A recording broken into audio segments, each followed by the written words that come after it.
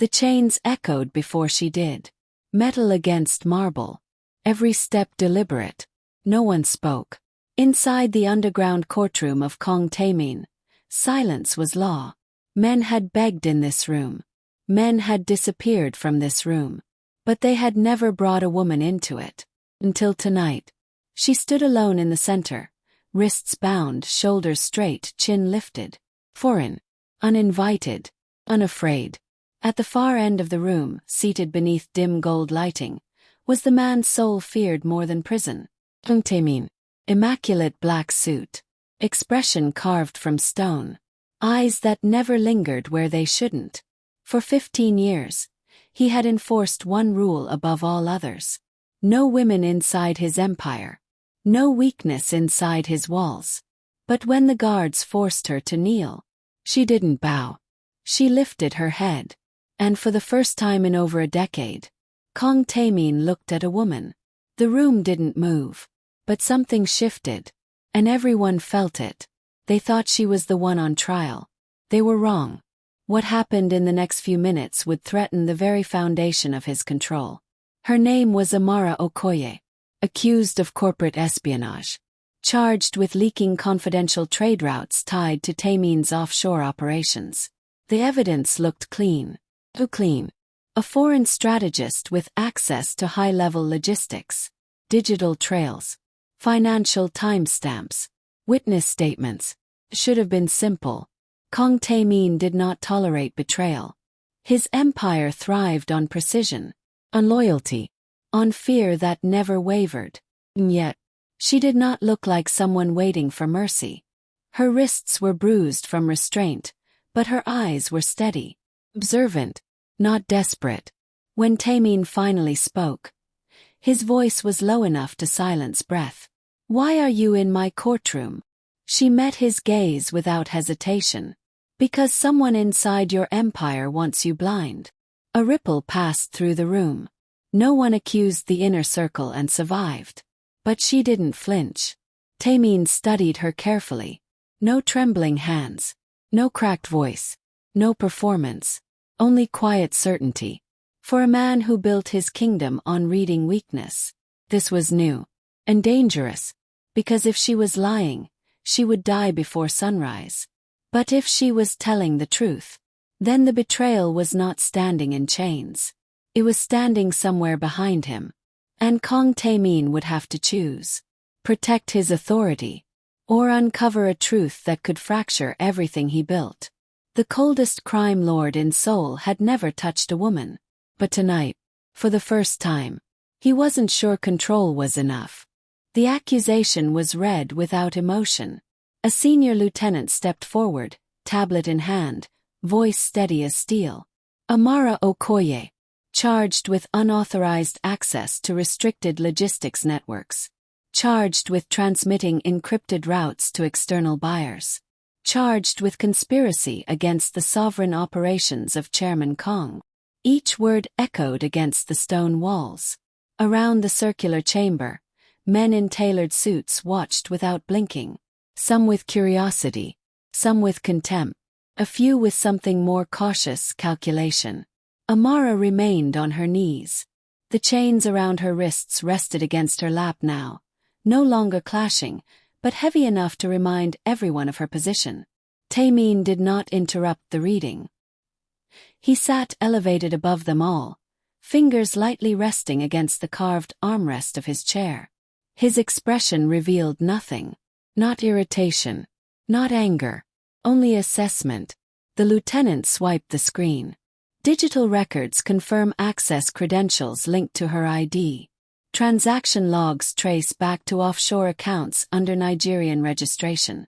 Surveillance footage places her near Dock 7 the night of the breach. A screen behind them flickered to life. Footage played. A woman with Amara's silhouette walking along a dimly lit pier. Timestamp. Documented. Murmurs spread through the chamber. Clear evidence. Clean narrative. Almost too clean. Taemin's gaze never left her face. Most people in this room reacted to evidence with fear. Sweat along the hairline. Subtle tremors in the jaw. Shallow breathing. Amara showed none of it. Her eyes moved only once, toward the screen, then back to him. Not to the evidence. To him. As if the footage was irrelevant. "Do you deny the charges?" the lieutenant demanded. Silence. A guard tightened his grip on her shoulder. "Answer." "I don't deny access," Amara said calmly. Her voice carried without force. "I deny betrayal." A few men scoffed. Taemin leaned back slightly. "Explain." The single word was quiet, but it shifted the room. She did not look at the lieutenant. She looked only at Taemin. "Your routes were already compromised before my credentials were used. The breach didn't start with me. It started inside your circle." The temperature in the chamber seemed to drop. No one accused the inner circle. Not publicly. Not in lived. The lieutenant's expression hardened. "Baseless deflection."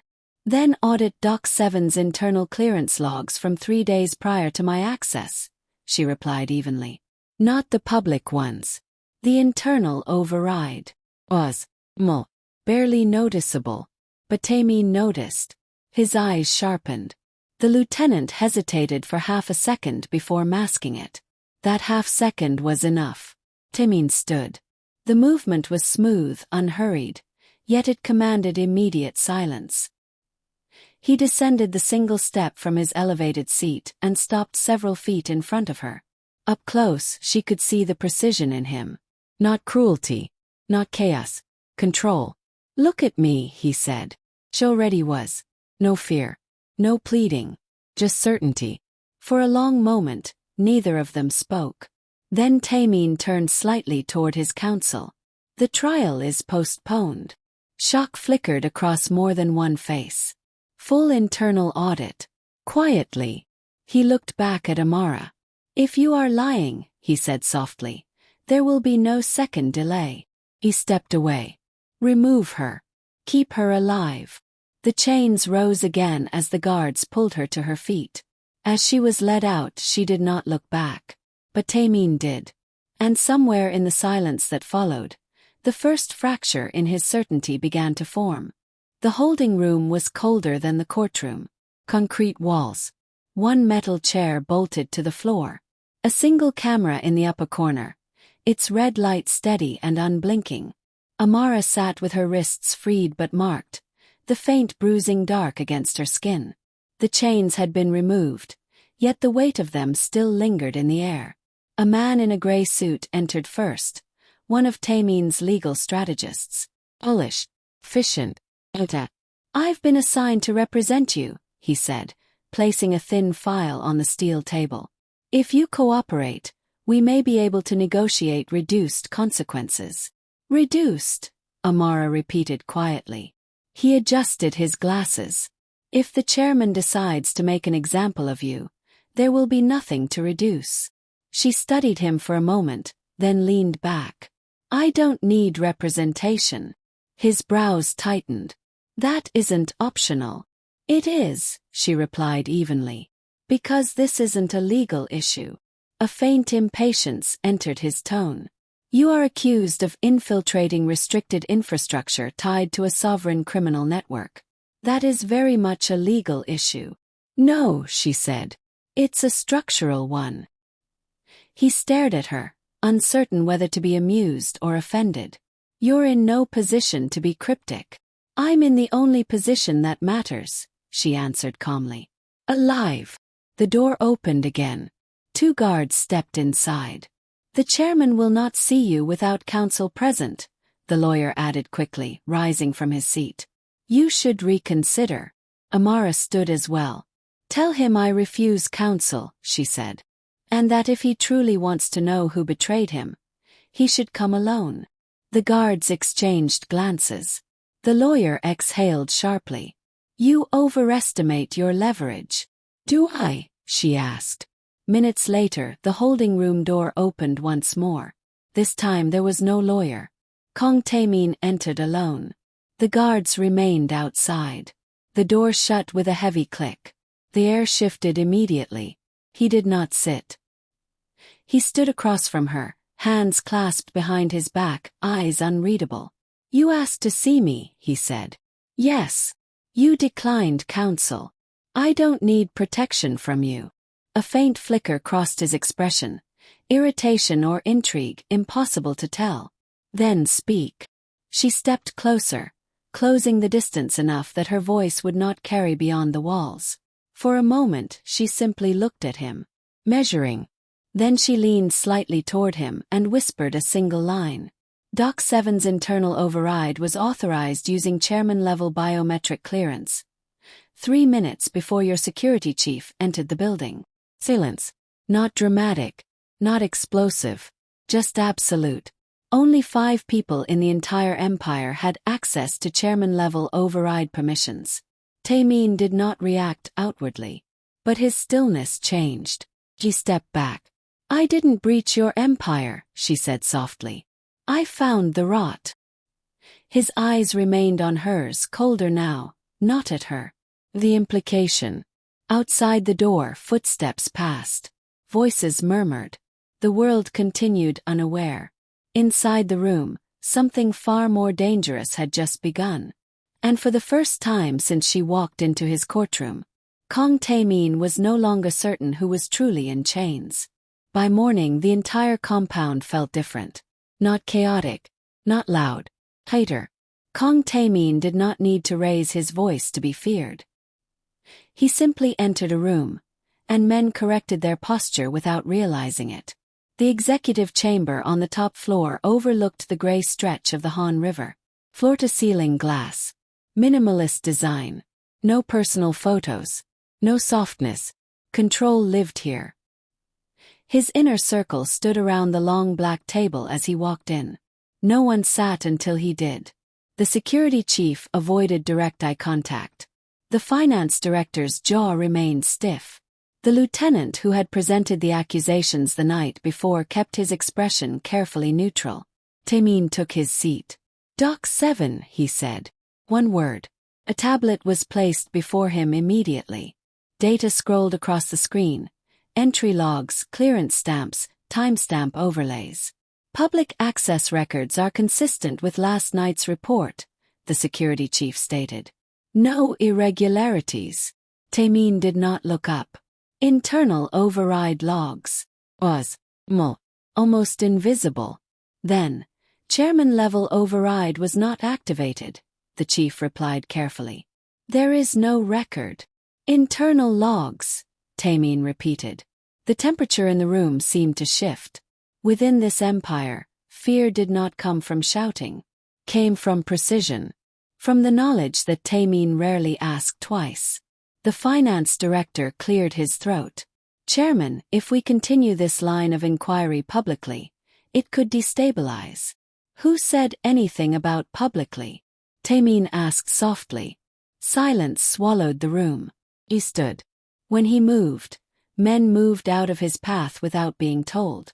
For years he had built this organization like a machine, each piece functioning because he allowed it to. Loyalty rewarded. Disobedience erased. No woman had ever been permitted inside the structure. Not because he underestimated them. 'Cause he remembered. He remembered the night his mother stood in a room not unlike this one, surrounded by men who smiled as they negotiated her husband's downfall. She had trusted one of them. Believed in loyalty that did not exist. By morning she was gone.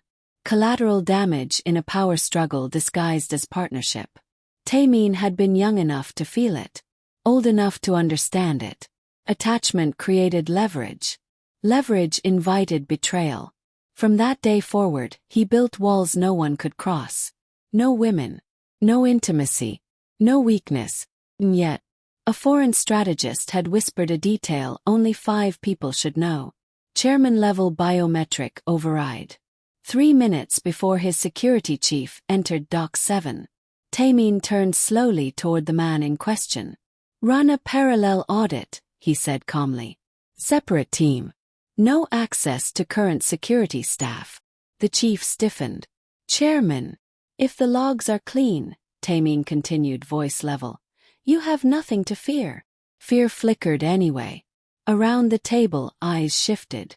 Calculations recalibrated. Trust once assumed now felt measured. Taemin's gaze hardened. Effective immediately, he added. The investigation is reopened. No one argued. No one dared. But as he dismissed the room, one truth settled heavily in the air. If Amara Okoye was right, then the betrayal was not outside his empire. It was standing inside it.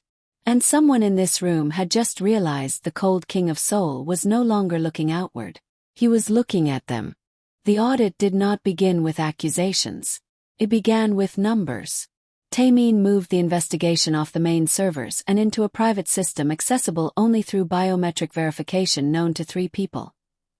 Himself, his chief financial strategist, and the independent analyst he brought in from Busan at dawn. No one else was informed. For 48 hours, the empire functioned as usual on the surface. Deals closed. Shipments moved. Payments cleared. Underneath, something was being peeled back.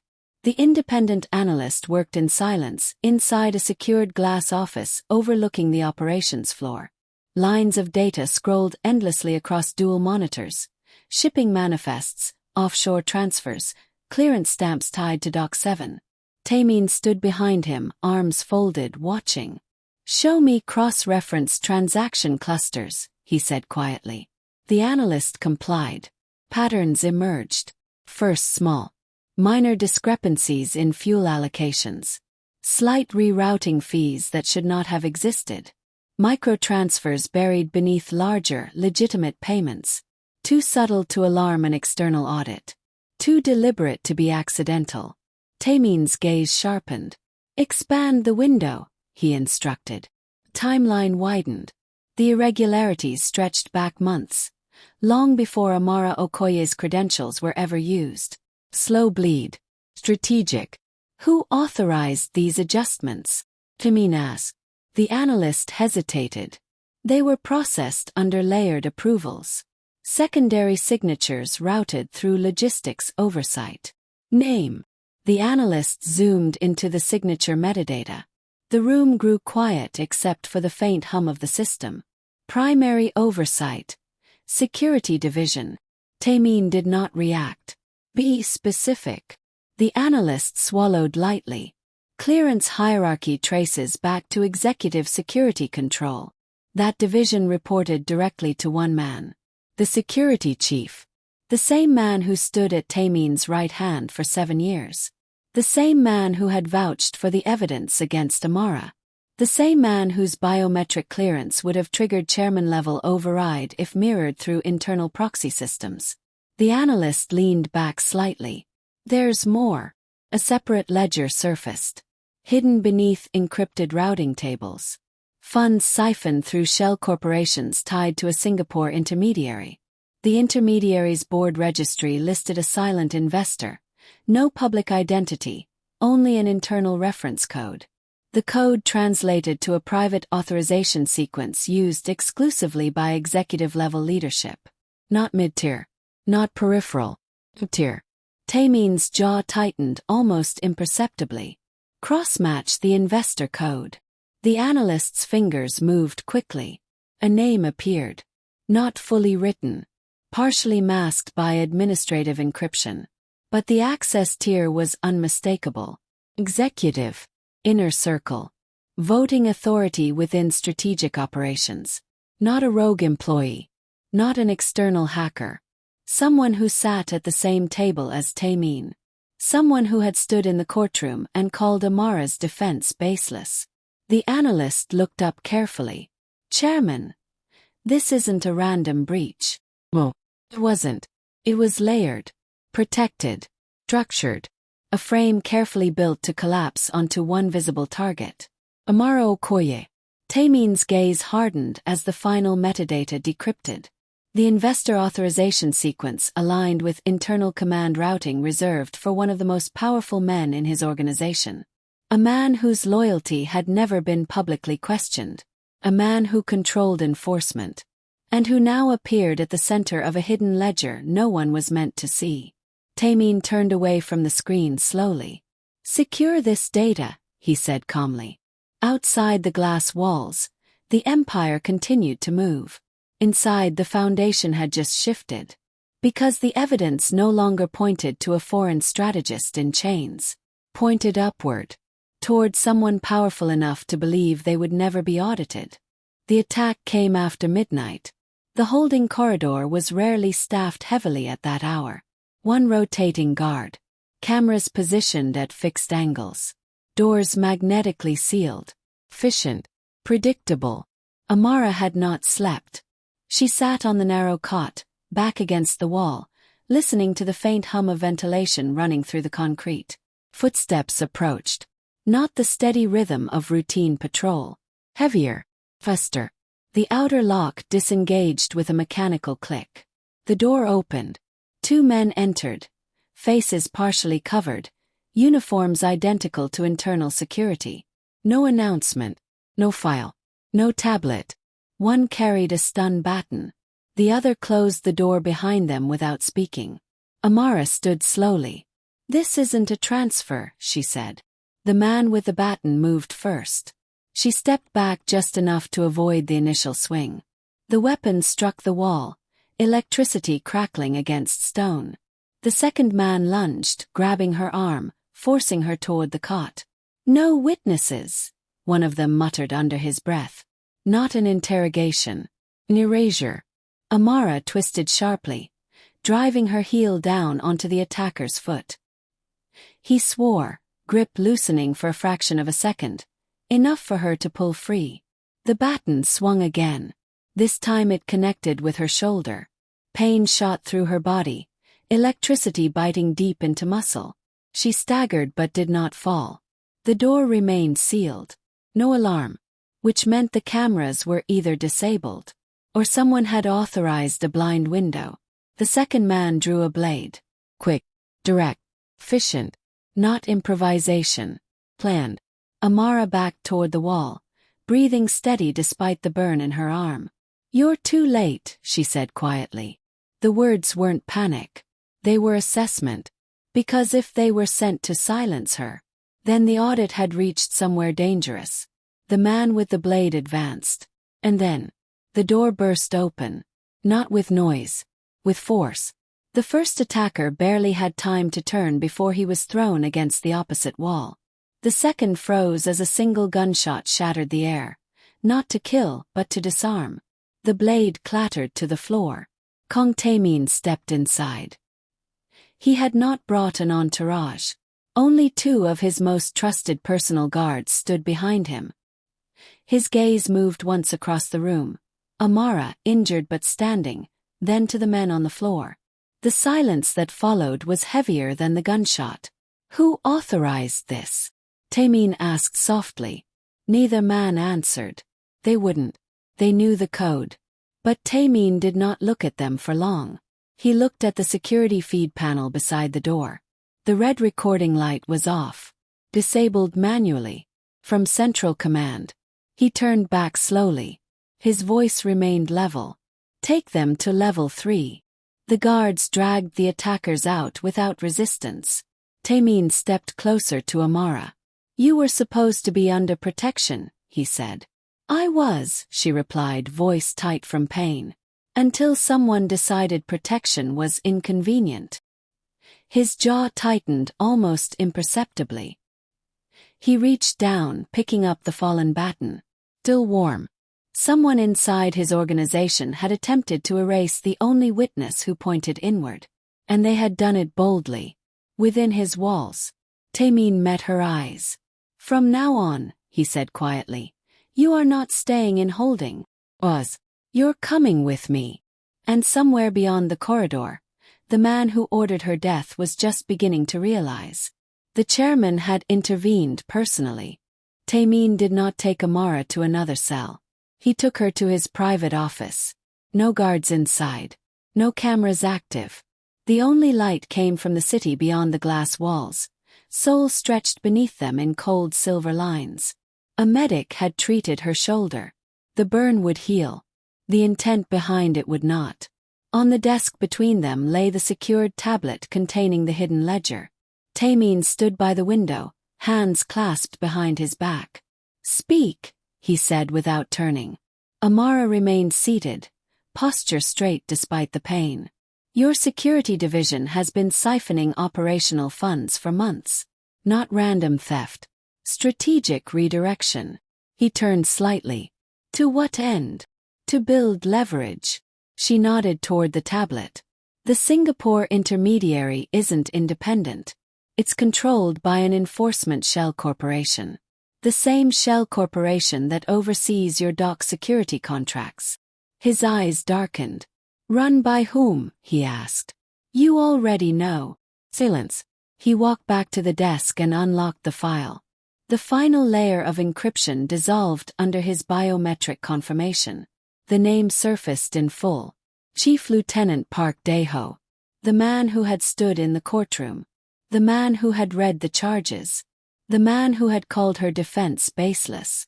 Dae-ho had risen through the ranks beside Taemin. Managed enforcement. Oversaw discipline. Controlled the men who ensured loyalty. And he had positioned himself perfectly. Why frame you?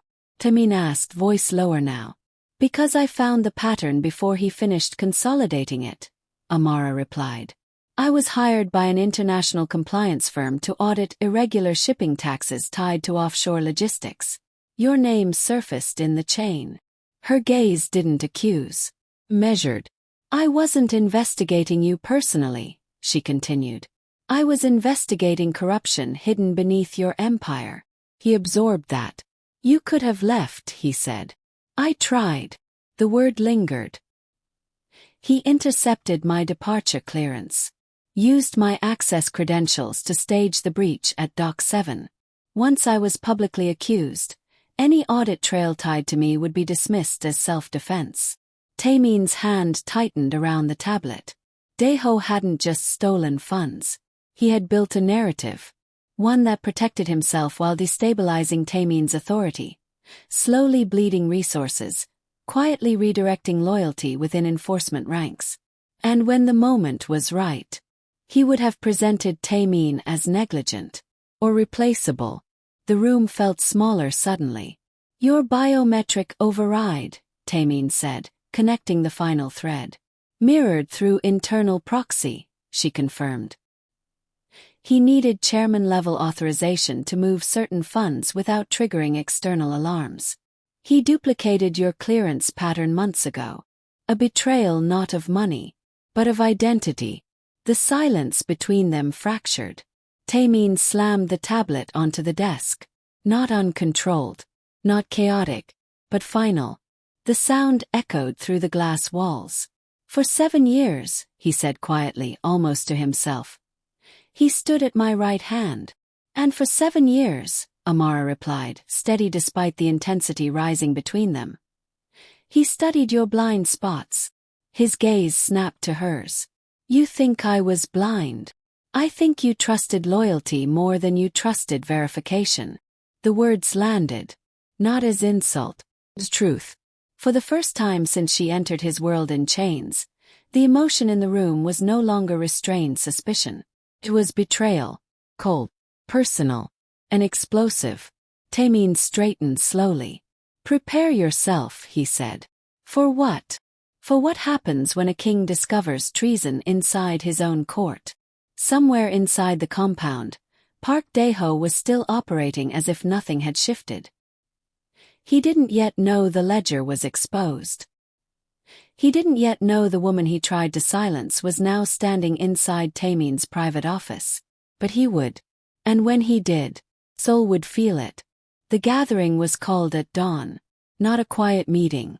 Not a private interrogation. Full assembly. Senior captains. Logistics heads. Enforcement units. Finance directors.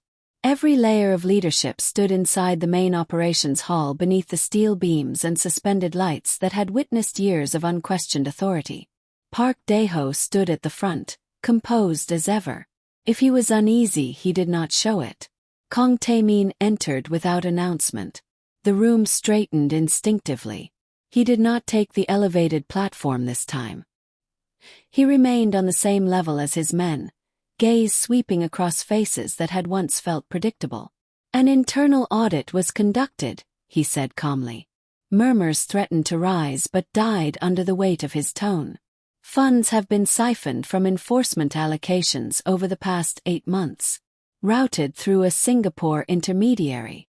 He turned slightly.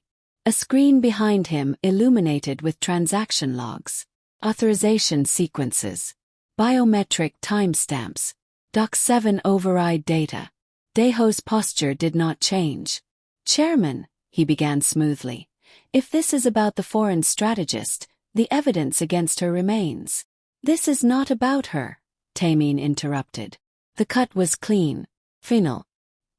He stepped aside, allowing the final decrypted ledger to fill the screen. Chairman-level override was mirrored through proxy authorization. Clearance duplication originated within executive security control. Silence deepened, shifted. Not toward Amara, she was not even present. They shifted toward Daeho. For the first time, something flickered behind the lieutenant's composure. Calculation recalibrating. "This is fabricated," Daeho said evenly. "Digital manipulation. A desperate attempt to discredit." "Then explain the shell corporation under your silent investor code," Taemin replied, voice level. "Explain the redirected enforcement funds. Explain the attempt to eliminate a detainee under my protection." The words landed with force. A ripple moved through the hall. Attempted elimination. Daeho's gaze hardened. "Chairman, with respect, you are allowing a foreign operative to compromise your judgment." There it was. Pivot. Peel to pride. To image. To dominance. Taemin walked toward him slowly. 4 years, Daeho had enforced his will, broken dissent, protected his authority, and quietly engineered his replacement. "You built leverage inside my empire," Taemin said quietly. "You studied my protocols. You mirrored my identity." Daeho held his ground. "You think mercy makes you strong?" he asked softly. "You think choosing her over your own security makes you wise?" The room held its breath. This was the moment. Taemin could reclaim pride by crushing the accusation alongside the traitor. Or he could do something far more dangerous. He stopped inches from Daeho. "I am not choosing her," he said. His voice did not rise. "I am choosing truth." The words echoed heavier than any shout. He turned to his enforcement captains. "Detain Park Daeho. Full investigation under independent review." No hesitation this time. Hands moved. Weapons lowered toward the former lieutenant. Daeho's composure cracked. Not in fear, but in disbelief. "You would humiliate your own command structure publicly," he demanded. Taemin met his gaze steadily. "I would rather fracture pride than build an empire on rot." Daeho was escorted away. The hall remained silent long after the doors closed behind him. Authority had not weakened. It had sharpened. And in that silence, something shifted permanently. The cold king of Seoul had exposed his own inner circle. Not to protect his image, but to protect justice. And every man in that room understood. He had chosen principle over pride. And that made him more dangerous than ever. The compound was quieter that night. Not tense, huddled. As if something diseased had been cut out, leaving the structure cleaner, but raw. Taemin stood in his private study, jacket removed. Sleeves rolled precisely to his forearms. The city lights beyond the glass painted faint reflections across the floor. Amara stood near the window, her shoulder bandaged, posture steady despite the events of the day. For the first time since she had entered his world in chains, there were no guards within earshot, no audience, no power display, just silence. "You should rest," he said without turning. "I will," she replied. "When I'm certain no one else plans to silence me." A faint breath escaped him, almost a dry laugh. "No one will touch you now." "That's not what I meant." He turned then, studying her. "You won," she said quietly. "You exposed him. I corrected a breach. You did more than that." He held her gaze, unreadable. "You chose to fracture your own command structure in public," she continued.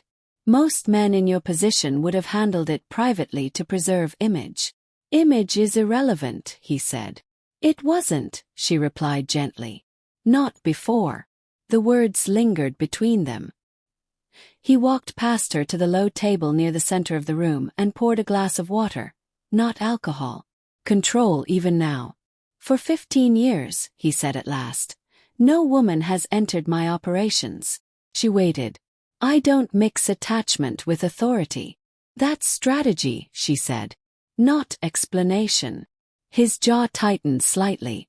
He rarely spoke of the past. Rarely allowed memory to surface where it could be examined. But tonight, something in him had already shifted. My mother trusted a man inside my father's organization, he said evenly. A partner. She believed loyalty existed beyond transaction. He paused. It didn't. The city lights flickered against the glass. She was used to access information. Manipulated. When the power struggle ended, she was no longer necessary.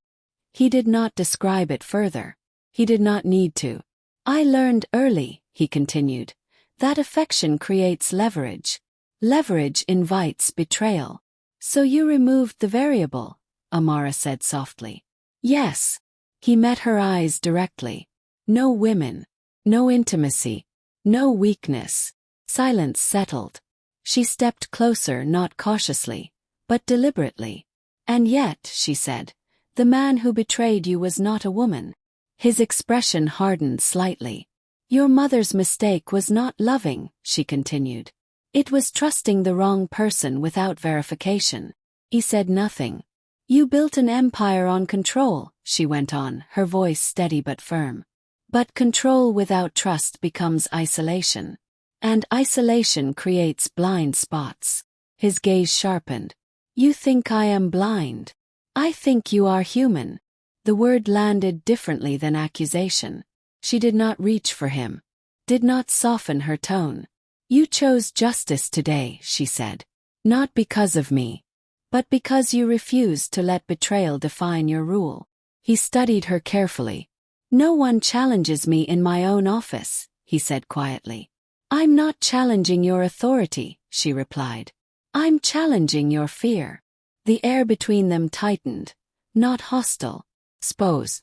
You don't avoid women because they are weak, she finished. You avoid them because losing again would cost you more than power. For a long moment he said nothing. Then quietly. You are not afraid of me. No, she said. He held her gaze. For the first time, he admitted. I'm not certain that is a disadvantage. And in the quiet that followed, the distance between control and connection no longer felt absolute. By the end of the week, the empire no longer felt the same. Not weaker. Recalibrated. The restructuring began quietly. Enforcement units were divided into independent cells reporting through cross-verification channels instead of a single chain of command. Financial oversight was separated from security authorization. Biometric clearance protocols were rebuilt from the ground up. No more mirrored authority. No more blind trust. In the main operations hall, captains gathered once again, this time not for exposure but for instruction. Taemin stood at the head of the long table, posture as composed as ever. To prevent consolidation of power within a single division, he said calmly, security and finance will operate under mutual oversight. No executive will control both enforcement and audit. There were nods, careful ones. He continued, external compliance analysis will be integrated into logistics evaluation. A few brows lifted at that. External. It was not a word often welcomed inside his structure. Amara stood near the far end of the table. Not beside him, not behind him. Boss. A tablet rested in her hands. Data projections already prepared. She wore no chains. No guard stood at her shoulder. She was not introduced as an exception. She was introduced as a strategist. Independent review prevents internal erosion, she said evenly when Taemin gestured for her to speak. Cross-verification ensures no single authority can manipulate infrastructure without detection. Her tone was measured, professional, untethered to personal history. Some men in the room were still adjusting to her presence. None questioned it aloud. Because the last man who had underestimated her now sat in containment. After the meeting adjourned, the hall emptied gradually, leaving only the faint echo of recalibrated loyalty. Taemin remained where he was. Amara approached the table, closing her tablet. "You've changed the architecture," she said. "I've strengthened it," he corrected. She gave a slight nod. "By sharing oversight. By eliminating isolation." He met her gaze. "You once said control without trust creates blind spots." "And?" she asked quietly. "And I do not intend to be blind again." The statement was not emotional. It was deliberate. She studied him for a moment. "You don't owe me inclusion," she said. "This is not inclusion," he replied. "It is alignment. A subtle distinction." He stepped closer, but not possessively. Not claiming. "Your audit skills exposed what my system concealed," he continued. "You understand external compliance structures in ways my men do not." "You're offering me a position," she said. "I am offering you authority," he corrected. "Defined. Transparent. Accountable." She searched his expression for traces of pride or performance. There were none. Only clarity. "And if I disagree with you," she asked, "then you will say so." A beat of silence passed. This was not ownership. Not protection disguised as control. It was partnership defined by boundaries. She extended her hand. "Strategic advisor," she said. He looked at her hand for a fraction of a second before taking it. "Strategic advisor," he confirmed. Across the city, rumors had already begun to circulate. The Cold King had exposed his own lieutenant. He had restructured his empire. He had brought an outsider into his inner strategy circle. They would speculate. They would question. But inside the walls of his compound, the shift was clear. The coldest crime lord in Seoul had not softened. He had evolved. Control was no longer built on isolation. It was built on precision, and the courage to correct his own design. And for the first time in years, Kang Taemin's empire did not feel ruled by fear alone. It felt deliberate, balanced, redefined.